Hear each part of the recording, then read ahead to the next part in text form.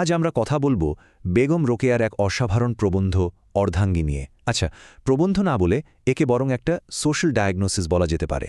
মানে বেগম রোকেয়া এখানে একজন ডাক্তারের ভূমিকায়, যিনি সমাজের একটা গভীর অসুখকে ধরে ফেলার চেষ্টা করছেন। তো এই আলোচনার শুরুতে বেগম রোকেয়া একটা খুব মজার আবার কিছুটা অদ্ভুত একটা দৃশ্য তুলে ধরেছেন রবীন্দ্রনাথের নবদম্পতির প্রেমলাভ থেকে। ভাবুন তো, এক নবদম্পতি স্বামী তার স্ত্রীকে জিজ্ঞেস করছেন, বলো তোমার জন্য আমি সারা দুনিয়া থেকে কি এনে দেব? আর স্ত্রী কিনে উত্তর দিচ্ছে, আমার জন্য আরও গোটা 6 বড়ই পেরে আনো। কি অদ্ভুত না? এখন প্রথম দেখায় মনে হতে পারে এটা হয়তো সামান্য একটা কমিউনিকেশন গ্যাপ, তাই না? কিন্তু বেগম রোকেয়ার চোখে এটা অতটা সহজ নয়। তিনি বলছেন এটাই হলো আসল রোগের প্রথম লক্ষণ, একটা গভীর সামাজিক অসুস্থতার সিম্পটম, যার গোড়ায় তিনি পৌঁছাতে চান। তো প্রশ্ন হল, এই যে অসুস্থতার কথা বলা হচ্ছে, এর মূলটা আসলে কোথায়? বেগম রোকেয়া বলছেন এর শুরুটা হয় অর্ধাঙ্গী বা স্ত্রীর যে সংজ্ঞা সমাজ যেটা তৈরি করে দিয়েছে সেখান থেকেই। অর্ধাঙ্গী শব্দটা শুনলে কি মনে হয়? অর্ধাঙ্গী মানে হলো অর্ধ অঙ্গ, মানে better half a part of a whole. এই শব্দটা শুনলেই মনে হয় যেন একটা পারফেক্ট পার্টনারশিপের কথা বলা হচ্ছে, যেখানে দুটো অর্ধেক মিলে একটা সম্পূর্ণ সত্তা তৈরি হবে, তাই না? একদম নিখুঁত একটা ভারসাম্য। কিন্তু এই সুন্দর আইডিয়ার সাথে বাস্তবতার ফারাকটা আকাশ-পাতাল।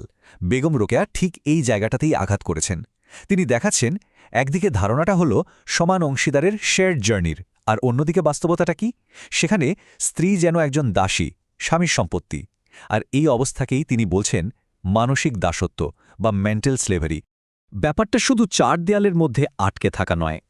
রোকেয়ার মতে আসল রোগটা তার থেকে অনেক গভীর। এটা একটা মানসিক অবস্থা, একটা মেন্টাল কন্ডিশনিং, যা বছরের পর বছর এক প্রজন্ম থেকে আরেক প্রজন্মান্তরে শেখানো হয়েছে যে নারী পুরুষের চেয়ে কম। এই যে সামাজিক ভারসাম্যহীনতা, এই ব্যাপারটা বোঝানোর জন্য বেগম রোকেয়া একটা অসাধারণ কেস স্টাডি বা রূপকের সাহায্য নিয়েছেন। চলুন সেটাই দেখি। রোকেয়া বলছেন তিনি যদি চিত্রকর হতেন তাহলে একটা ছবি আঁকতেন।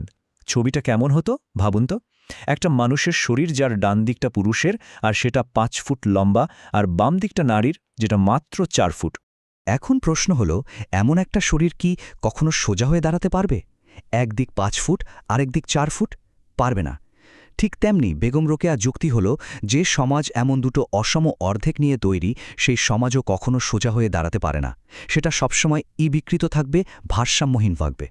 এই একই অসমতার ধারণাটা বোঝাতে তিনি আরেকটা উদাহরণ দিয়েছেন, একটা শিশুর আর তার পুতুলের সম্পর্ক। একটা শিশু তার পুতুলকে খুব ভালোবাসতে পারে, তাই না? পুতুলটা হারিয়ে গেলে কষ্টও পায়, কিন্তু পর মুহূর্তেই কোনো কারণ ছাড়াই হয়তো রেগে গিয়ে পুতুলটাকে ভেঙে ফেলল বা পুড়িয়ে দিল। পুতুলটার কিচ্ছু করার নেই, কারণ সে তো একটা বস্তু। বেগম রোকেয়া বলছেন রাম সীতার সম্পর্কে সীতার অবস্থানটা ঠিক ওই পুতুলটার মতোই ছিল, সম্পূর্ণভাবে মালিকের ইচ্ছার অধীন। আচ্ছা, তার ডায়াগনোসিস এখানে শেষ নয়। তিনি আরেকটা খুব পরিচিত রূপক ব্যবহার করেছেন এটা বোঝানোর জন্য যে কেন সমাজটা এগোতে পারছিল না। রূপকটা হলো একটা দ্বিচক্র শকটের, মানে 2 চাকার গাড়ির। জীবনের পথ চলাটাকে যদি একটা 2 চাকার গাড়ি ধরা হয়, তাহলে সেই গাড়িটা চলার জন্য 2টো চাকা দরকার, স্বামী এবং স্ত্রী। এখন ভাবুন তো, সেই গাড়ির একটা চাকা যদি খুব বড় আর শক্তিশালী হয়, আর অন্য চাকাটা হয় ছোট আর দুর্বল, তাহলে গাড়িটা কি সোজা পথে এগোতে পারবে? পারবে না। সেটা শুধু একই জায়গায় বনবন করে ঘুরতে থাকবে। বেগম রোকেয়া বলছেন আমাদের সমাজটাও ঠিক এভাবেই একই জায়গায় ঘুরপাক খাচ্ছিল, এগোতে পারছিল না। তাহলে এই যে চাকা দুটো অসমান, এই যে শরীরটা ভারসাম্যহীন, এর মূল কারণটা কি? কি সেই রোগ? বেগম রোকেয়া একদম স্পষ্টভাবে এর কারণটা চিহ্নিত করেছেন। শিক্ষা এবং দৃষ্টিভঙ্গির বিশাল ফারাক। তিনি দেখিয়েছেন একই ছাদের নিচে থেকেও স্বামী আর স্ত্রীর জগৎটা কতটা আলাদা।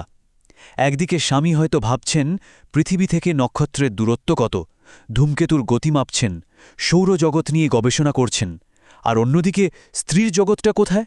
বালিশের ওয়ারের মাপজোখে, চাল ডাল ওজন করায়, রান্নাঘরে। দেখুন, জ্ঞানের জগৎটাই একদম আলাদা। একজনের জগৎ মহাজাগতিক আর বৈজ্ঞানিক, আরেকজনের জগৎটা ঘরোয়া আর জাগতিক। এই বিশাল পার্থক্যের কারণে তারা কিভাবে একে অপরের সত্যিকারের অর্ধাঙ্গী বা সঙ্গী হবে? তারা তো আসলে দুটো ভিন্ন গ্রহে বাস করছে। তো রোগ নির্ণয় হল, রোগের কারণও জানা গেল। এবার তাহলে সমাধান কি? বেগম রোকেয়া কিন্তু নিরাময়ের পথটাও বাতলে দিয়েছেন। সমাধানটা শুধু অক্ষর জ্ঞান নয়, বরং সমান মানসিক এবং বুদ্ধিবৃত্তিক বিকাশ। তিনি খুব জোরালো একটা যুক্তি দিয়েছেন। বলছেন, মায়ের বুদ্ধিমত্তা দিয়েই কিন্তু সন্তানের ভবিষ্যৎ তৈরি হয়। একটা দুর্বল, অসুস্থ মায়ের কাছ থেকে কি একজন পালোয়ান বা শক্তিশালী সন্তান আশা করা যায়? যায় না। ঠিক তেমনি একজন অশিক্ষিত মায়ের কাছ থেকে আইনস্টাইনের মতো মেধাবী সন্তান আশা করাটাও তো বোকামি। সুস্থ সমাজের জন্য দুটো চাকাকেই সমান আর শক্তিশালী হতে হবে। এ বিষয়টাকে বোঝানোর জন্য তিনি শেষে আরেকটি অসাধারণ রূপক ব্যবহার করেছেন। ব্যাপারটা অনেকটা এরকম যে কেউ তার নাতিকে একজন বডি বিল্ডার হিসাবে দেখতে চায়, কিন্তু তার মাকে ব্যায়াম করতে দিতে রাজি নয়। এটা কি সম্ভব? এটা তো অনেকটা নাজুক একটা গোলাপের লতায় কাঁঠাল ফলানোর চেষ্টার মতো, একদমই অযৌক্তিক। বেগম রোকেয়া এই কথাগুলো লিখেছিলেন 1 শতাব্দীরও বেশি সময় আগে। তার এই ডায়াগনস্টিক শোনার পর আজ আমাদের নিজেদের দিকে তাকিয়ে প্রশ্ন করতে ইচ্ছে করে, 100 বছর পর সমাজের সেই দুই চাকা কি সত্যি সমান হয়েছে?